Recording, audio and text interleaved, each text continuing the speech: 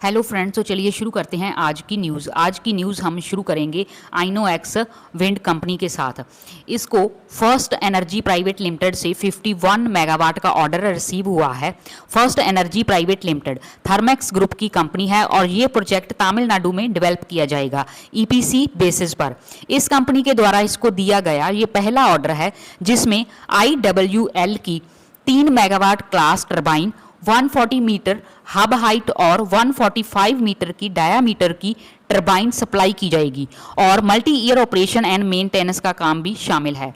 ये ऑर्डर छोटा होने के बावजूद कंपनी के लिए बहुत इंपॉर्टेंस रखता है क्योंकि आइनोएक्स विंड थर्मेक्स ग्रुप कंपनी के साथ नई पार्टनरशिप में एंटर हुई है जिसमें यह इंडिया के commercial and industrial RE power market में काम करेंगे जो इंडिया के एनर्जी ट्रांसमिशन गोल को कंट्रीब्यूट करेगा। आगे बात करेंगे पेटीएम कंपनी के बारे में। इसकी 22 जुलाई को बोर्ड ऑफ डायरेक्टर की मीटिंग की अनाउंसमेंट सामने आई है जिसमें न्यू डायरेक्टर की अपॉइंटमेंट और इसके नोएडा प्रोजेक्ट की डेवलपमेंट के लिए 800 करोड़ का EPC कॉन्ट्रैक्ट जारी करने के लिए अप्रूवल बोर्ड से दिया गया है। ये प्रोजेक्ट 10 एकड़ पर सेक्टर 159 नोएडा में IT और ITES कॉम्प्लेक्स की डेवलपमेंट से संबंधित है। ये प्लॉट कंपनी को मार्च 2018 में new Okhla industrial development authority Noida के द्वारा अलॉट किया गया था। ये contract Adani infrastructure and development private limited की सब्सिडी द्वारा एज ए EPC कॉन्ट्रैक्टर के द्वारा एग्जीक्यूट किया जाएगा। प्लीज़ फ्रेंड्स, वीडियो को लाइक कीजिए और चैनल को सब्सक्राइब कीजिए और आपको ये वीडियो कैसी लगी अपनी राय कमेंट्स में ज़रूर दें। तो चलिए आगे बढ़ते हैं और बात करते हैं Eraaya life spaces limited company के बारे में। इसकी Indian flagship subsidiary Ebix technologies limited, जिसको ईबिक्स कैश के नाम से भी जाना जाता है, को Maharashtra state road transportation corporation से 140 करोड़ का कॉन्ट्रैक्ट रिसीव हुआ है। ये contract national common mobility card के लिए रिसीव हुआ है जिसको भारत में सबसे पहले स्टेट वाइड रोल आउट किया गया है सेंट्रल गवर्नमेंट के landmark project one nation one card vision के अंदर। ये contract other state transport undertaking national wide के लिए एक बेंचमार्क सेट करेगा जिससे पब्लिक आवाजाही seamless unified digital payment system के जरिए होगी।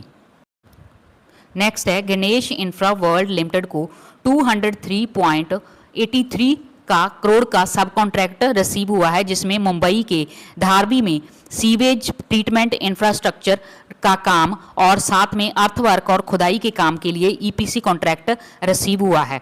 इसको पहले भी 21 जुलाई को 25.49 करोड़ का ऑर्डर सीवर पाइपलाइन बिछाने के काम के लिए रिसीव हुआ था जिसकी न्यूज़ हमने आपके साथ शेयर की थी।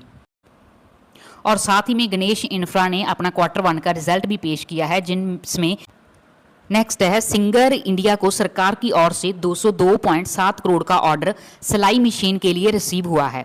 इसने और साथ ही इसने अनाउंसमेंट की है कि अपने business partner central government employ consumer cooperative society, जिसको केंद्रीय भंडार के नाम से भी जाना जाता है, ने PM विश्वकर्मा स्कीम के अंडर GEM पोर्टल पर जारी किए गए टेंडर में हिस्सा लिया था और L1 बिडर के तौर पर सिलेक्ट हुई थी जिसमें 2,81,128 टूल किट टेलर ट्रेड की सप्लाई के लिए ऑर्डर रिसीव किया था।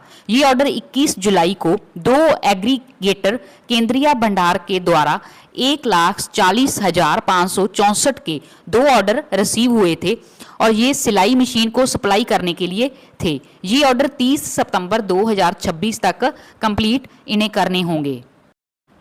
आगे है KNR कंस्ट्रक्शन लिमिटेड की सब्सिडरी को 21 मई 2025 को नेशनल हाईवे अथॉरिटी द्वारा शो कॉज नोटिस रिसीव हुआ था जिसमें कंपनी द्वारा सर्विस रोड और एसोसिएटेड स्ट्रक्चर को लेकर फ्यूचर बिडिंग NH1 के प्रोजेक्ट को लेकर सस्पेंड किया गया था। अब 21 जुलाई 2025 को दिल्ली हाई कोर्ट ने इसके द्वारा की गई अपील में सस्पेंशन को हटा दिया गया है और ये फ्यूचर में किसी भी NH1 के प्रोजेक्ट में बिड कर सकती है।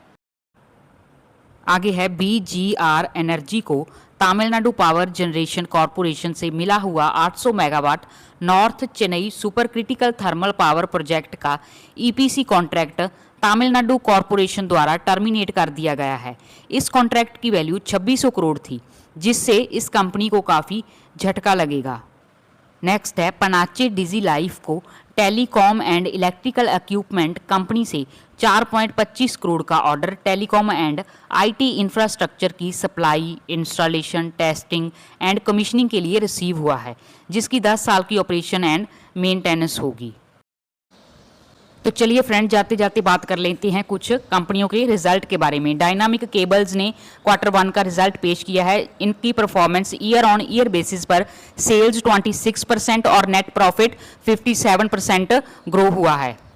आगे है KEI इंडस्ट्रीज। इनकी sales year on year basis पर 25% और नेट प्रॉफिट 30% ग्रो हुआ है।